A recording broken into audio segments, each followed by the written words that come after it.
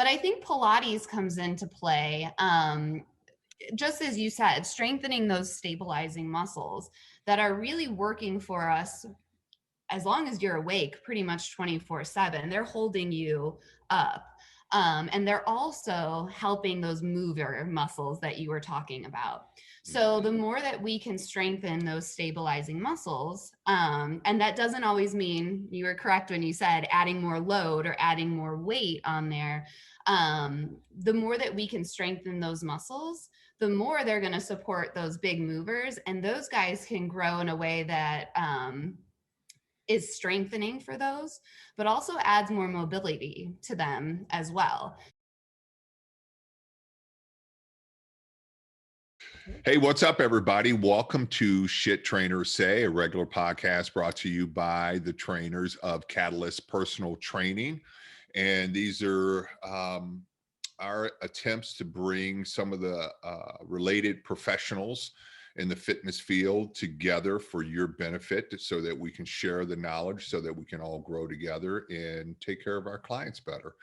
So today I have my Pilates instructor. Yes, I do Pilates, and yes, it kicks my freaking ass. So I'm Jim Adams.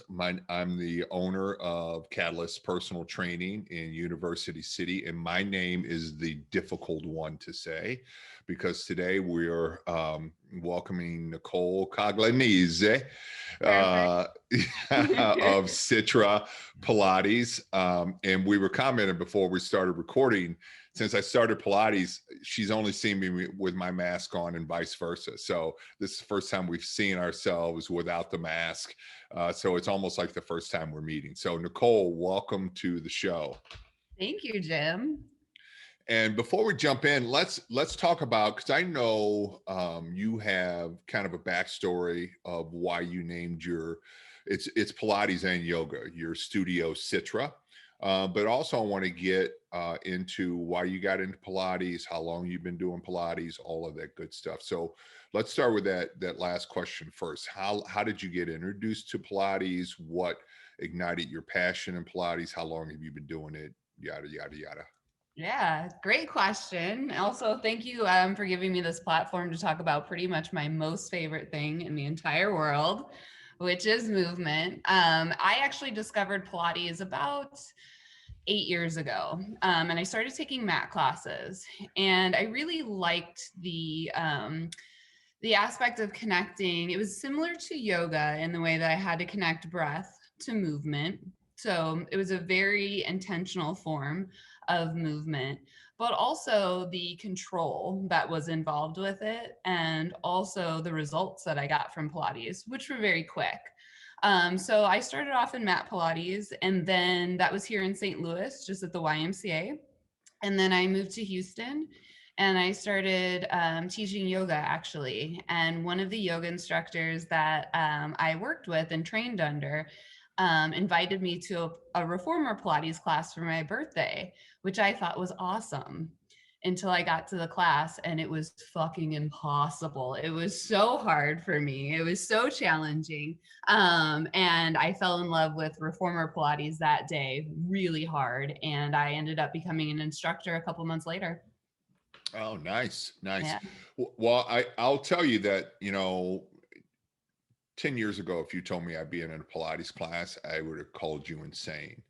But, a buddy of ours, Blake, who also gave me this little mouse this morning, that's courtesy of Blake, of jiu-jitsu, was getting better in jiu-jitsu. I asked him, what's he doing? And he said, Pilates. So I went to this Pilates class. More than anything else, as I've gotten older, I've realized that movement is really, really important, like full range of motion, mobility in the hips, low back, core, all of that stuff. And that's where Pilates kicks my butt. There was a weak link in my chain, and you helped strengthening all of that. So I appreciate that background into Pilates, and I can see how easily you kind of fell in love with it. I don't know that I'm ever going to fall in love with it. I see it as a necessary evil. but I do see the benefits of it.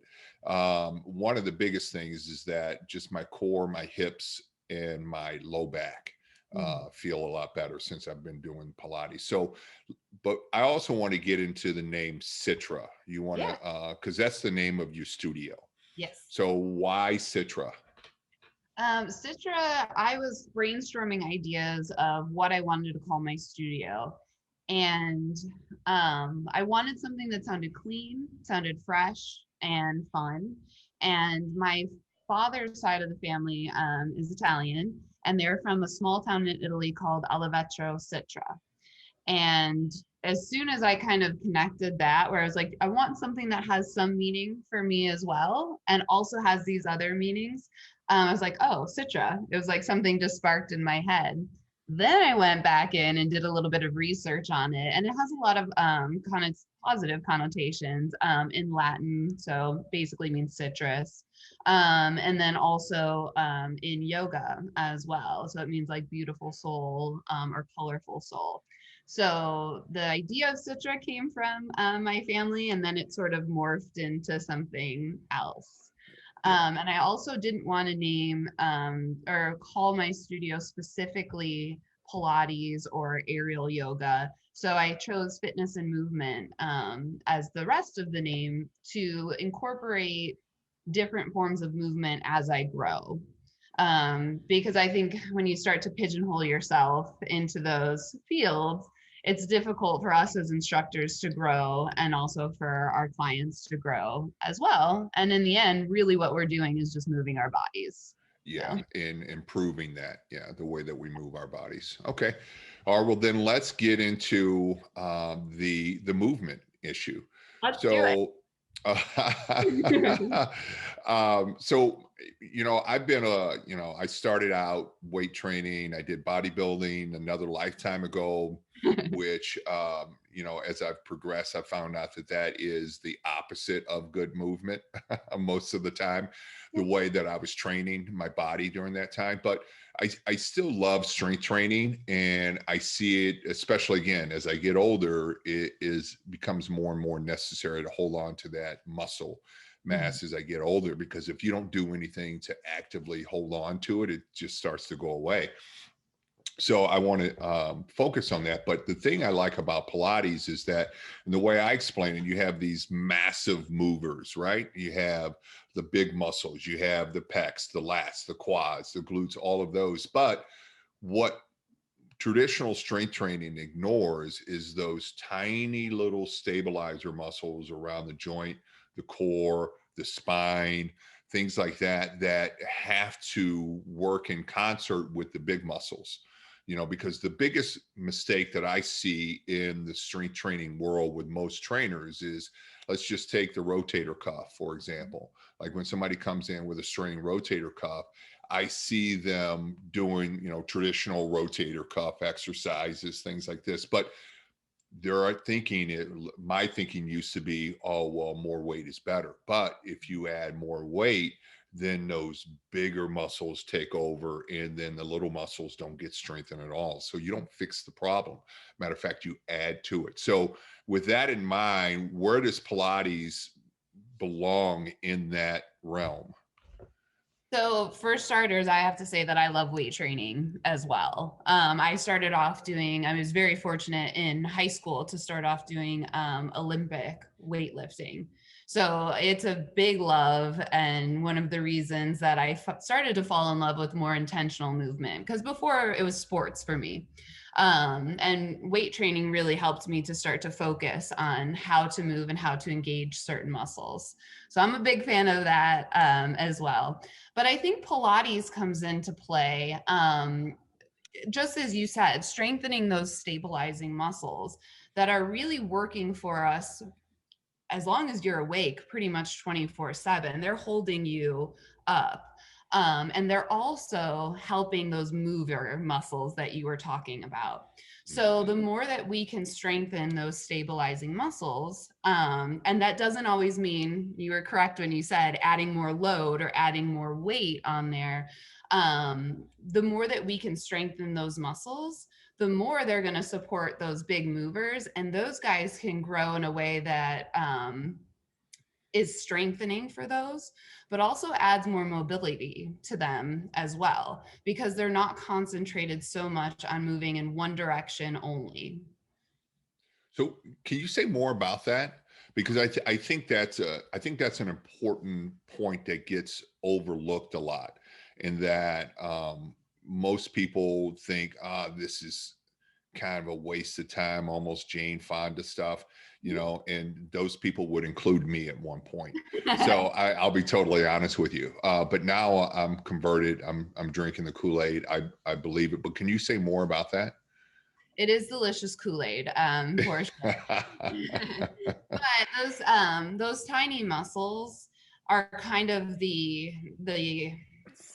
I mean, stabilizer is a good word to use, but I also like to say like the hype man for the rest of your body. So they start to support not only just your muscles, but also your joints. And that also applies for people that are hypermobile as well, which a lot of us are, and we don't even realize it, at least in our joints, especially if we have joint damage. So those stabilizing muscles can also help stabilize or support the joints. You're going to have better posture, better mobility, and also a decrease in deterioration of those big muscles. So where you had mentioned earlier how important it is, especially as we age, to keep our muscle mass up. Well, one way that you can do that is to focus on these smaller muscle groups that are, again, supporting you all day, holding you up in your posture. And also, like, I mean, as you know, working like the outer hips in Pilates or something like that helps you get a better range of motion for the glutes to start to move and strengthen even deeper. So those bulky muscles, or those mover muscles, as you called them, can actually get stronger by being supported by your stabilizing muscles. They also help you make more coordinated movements, which can help when it comes to jujitsu and even weightlifting as well. And if you don't mind me going off on a little bit of a tangent, okay, cool. I also wanted to touch on fascia when it comes to these small muscles as well. And it definitely goes hand in hand with the larger, bulky moving muscles. Something else that Pilates focuses on, more so in my opinion than yoga, is starting to open up the fascial lines that run through the body.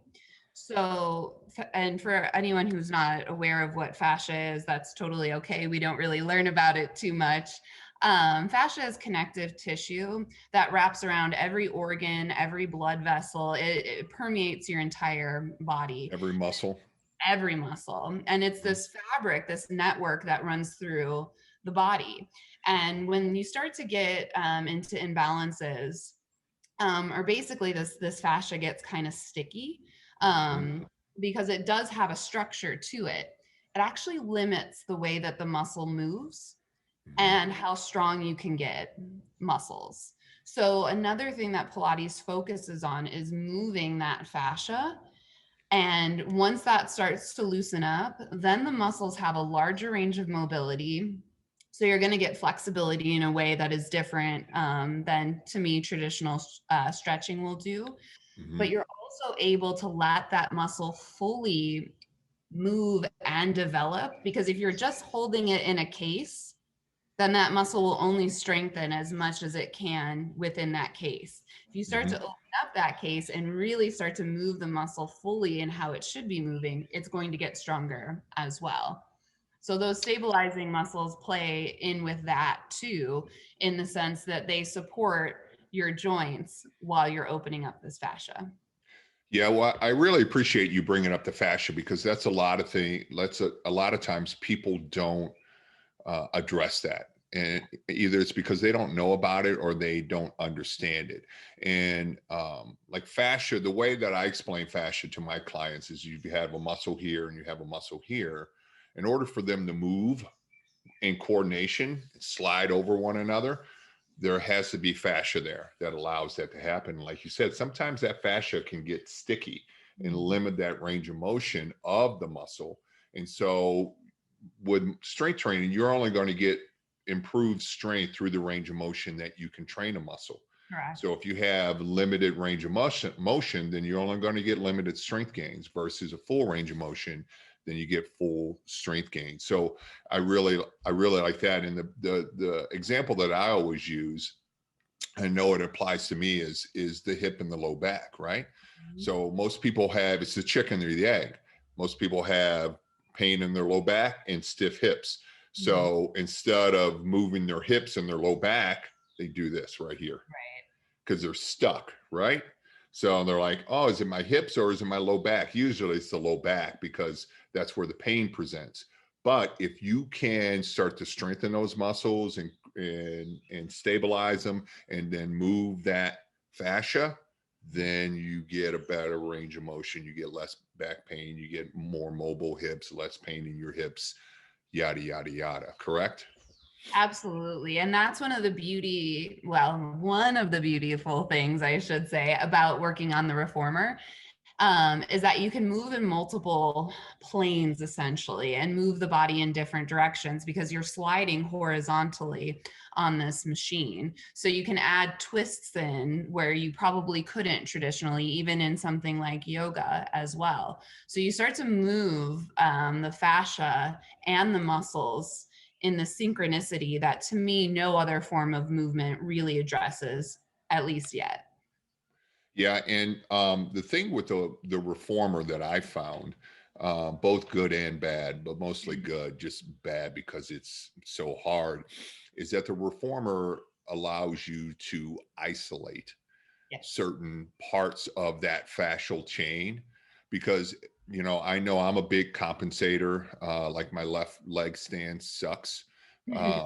So when I isolate my left leg and put my right leg on the reformer, like when we're doing those lunges and things, and it forces me to use that left leg, then that deficiency or the compensation becomes glaring, but it also forces me to strengthen that and bring it up so that my overall movement gets better. So are there other examples in Pilates that of things you can do like that? Like those lunges. Or just, where you can isolate a weak part of the fascial chain? Absolutely. The side lying work that we do when we start to open up the outer hips, that targets that gluteus medius to me like nothing else really can. But it also forces the rest of your body to stabilize so that you can focus on that particular muscle. It also helps me as an instructor look at imbalances in the body. So for you, talking about your left leg, moving in those lunges, I'll be able to see where exactly there's an issue in the movement, whether that's coming from the inner arch of your left foot, whether it's coming from the range of motion that you have with the outer hip, or if it comes into relation with actually that right leg that you were talking about on the machine. So the great thing about the machine is that you always have feedback coming back to you as a practitioner, but I also have it too, looking at the body that I'm working with to see where those imbalances are. So it does help isolate more with the movement and specifically with certain muscle groups. But I would say that overall, the way that the machine moves and the glorious positions of the body that Joseph Pilates figured out and developed actually helps move the entire fascial web. So you're stretching multiple parts of the body and moving those fascial trains that run through the body instead of isolating specifically one. Okay, gotcha. Okay. So and I like that because as much as I know about movement, the person that I know the least about their movement is me, Yeah. right? Because I can't watch myself move, right? Right. So I have a harder time. I mean, I can feel it, but I can't see it. Mhm. So having you work with me can help identify some of those deficiencies that I don't see. Mhm. Correct? Correct. And also those strengths that you probably don't see as Oh, well. Yeah. So Yeah. footwork in particular, how we start classes off, footwork is an awesome diagnostic tool for a teacher to see. I mean, the machine is relatively a thing that's kind of perfect per se. The shoulder pads are a certain amount of inches apart. The machine is a certain length. Our bodies are not in that sense. We have all of these different imbalances in our bodies. So something like footwork really allows me to see different imbalances and strengths in the body, but also allows you that feedback to start to feel as I tell you, hey, your right leg, it's moving a little bit stronger. It's leading in this position. Why don't we get the left one working as well? Then you can also start to connect that to your brain to tell your brain, let's lead with the left leg a little bit more here, or let me Yeah. extend this left knee a little more. Yeah. Can you explain a little bit what you mean by footwork? Footwork, it's one of my favorite things. So, in traditional or classical reformer Pilates, classes start with footwork. So the idea is that that's our connection essentially to the ground if we are mobile and we're fortunate enough to have our legs to work with. Um, the feet are the thing that we connect the most with to the ground.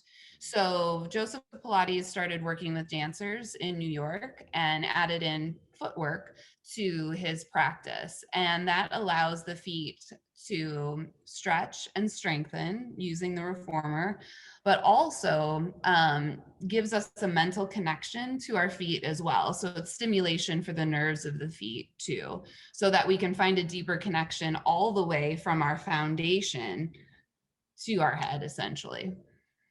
Yeah, and I like that because going back to those weird, funky shoes, the Vibrams, the toe shoes, and even those weird yoga shoes that you wear.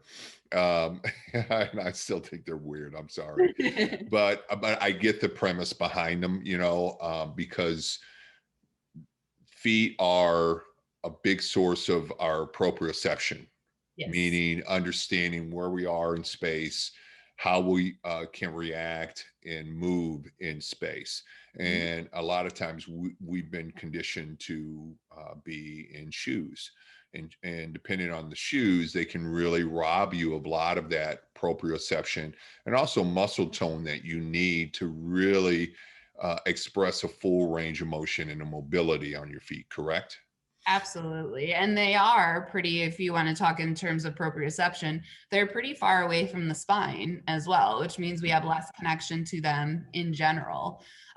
So not only are we working and stretching the feet, but as you remember from some classes, I also make you work your toes as well, which is Mhm.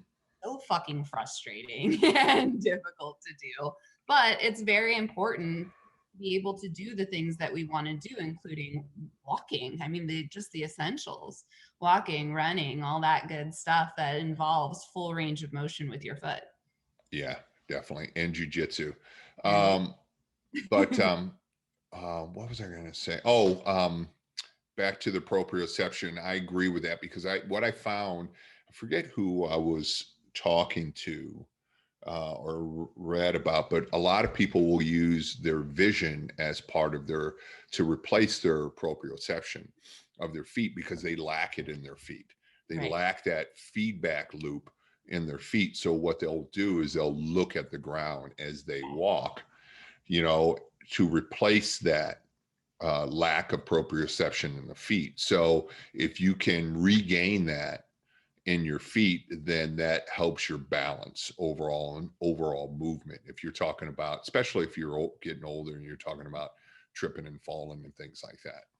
Absolutely. And where you're carrying that load of your head too, if it starts to come forward, that actually puts a lot of strain on the lower back. So that comes all the way from the lumbar spine, that you're putting more load on the vertebrae than is necessary. Not to mention just your mental state as well. If you're always looking down towards the ground, the shoulders will start to, fold forward as well. Mhm. And this is just sort of a disempowering position to be in when your future is right out there, babies. All right. So I don't want to just stick to Pilates because I know you do more than Pilates. You want to tell the listeners what all the things that you guys do. And some of it's pretty cool there at Citra. Well, thank you. Yeah. So we Mhm. also do aerial yoga here as well. So using an aerial hammock, or more commonly known as an aerial silk, in a hammock position. So it's hung from two anchors into sling or swing position. So we do traditional yoga poses in the aerial silks. And also, the coolest part about it to me is that it allows you to hang upside down freely. So your spine can decompress and sort of work in a way that's the exact opposite than it normally does. So gravity can pull down on your head and decompress your spine. That feels so great. Mhm. So that's something that's super fun that we do here. And then something that I do as pretty much also one of my favorite things in the whole world is I work with people who are both deaf and blind.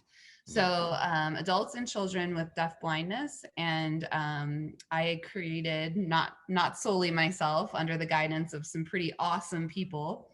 When I was in Houston, I created a yoga program for adults with deaf blindness. And then I carried that over to the School for the Blind in Austin. And I taught movement, life skills, and I also supported students as they learned to navigate airports and cabs and buses as well.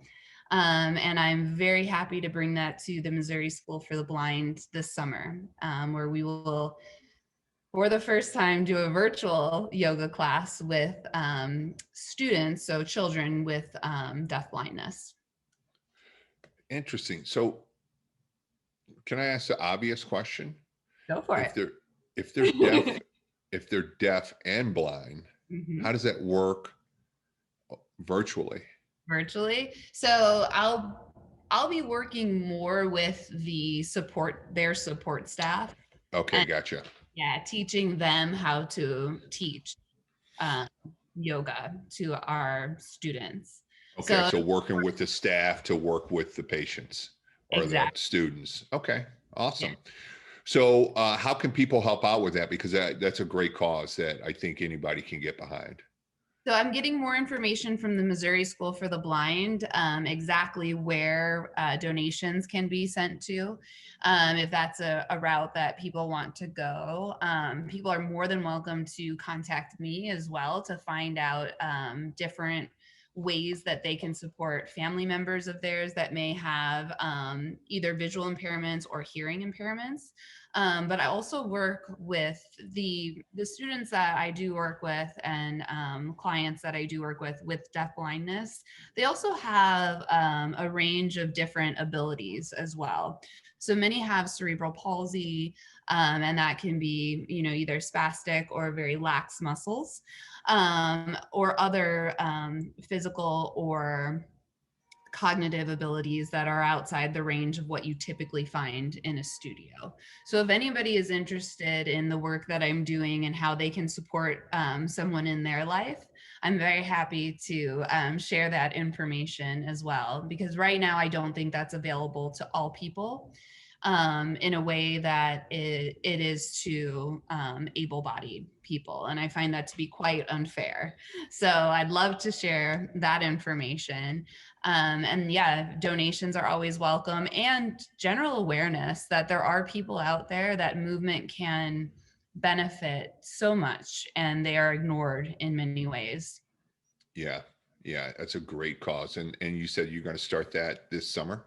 Yeah, it starts in June. So I moved back here about 2 years ago and kind of never found a cadence with the School for the Blind as when we could actually start. So it's starting this summer. So I'm still getting information about Missouri School for the Blind as well. Yeah, and plus with COVID and everything else, that put the brakes Just on shut everything. down. Yeah. Yeah, gotcha. Okay. Well, then where can people find you, get in touch with you, sign up for classes, make donations, all that good stuff? So you can definitely find out about classes and about the studio at citrafitness.com. So that's CITRA fitness spelled commonly.com. They're welcome to email me as well. And my email address is Nicole at citrafitness.com. And then I'm also on Instagram and Facebook. Okay, awesome. So reach out to Nicole if you want to sign up for Pilates, aerial yoga. I would recommend both. I did one aerial yoga class. It was her moon dance class. So that they do Full moon class. every new moon, Every full e- moon. every full moon. Yeah. Sorry, Yeah. and yeah, I was paranoid the whole time that I was going to fall out of that thing. But you're absolutely right about hanging upside down and decompression on the spine because that felt great. But I have to do it more than once, I think, to get used to it because I was still like holding some tension because I was afraid I was going to fall on my head because I didn't Absolutely. trust that silk.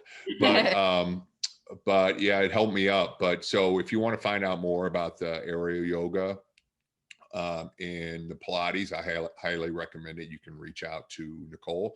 Those links will be in the show notes. Just go to catalyststl.com, look on this episode of the podcast and all the links to contact Nicole and donate to her program for the Missouri School of the Blind will be right there. So Nicole, great. I would love to have you back on the show to talk more about movement and Pilates and all of that good stuff. I would love to be here again. This has been Okay. wonderful. Awesome. All right. Well, thanks a lot. And do you have any questions for me? No, Okay. it's Awesome. really cool to see your whole face. So all This I same. can Yeah. focus on, Joe. Well, I apologize for that. So, but yeah, so this has been great and love to have you back on the show. And if you have any interest, reach out to Nicole. I highly recommend her. Thank you, everyone. All right. Thanks, Nicole. Have a good Bye. day. You too. Bye. Bye.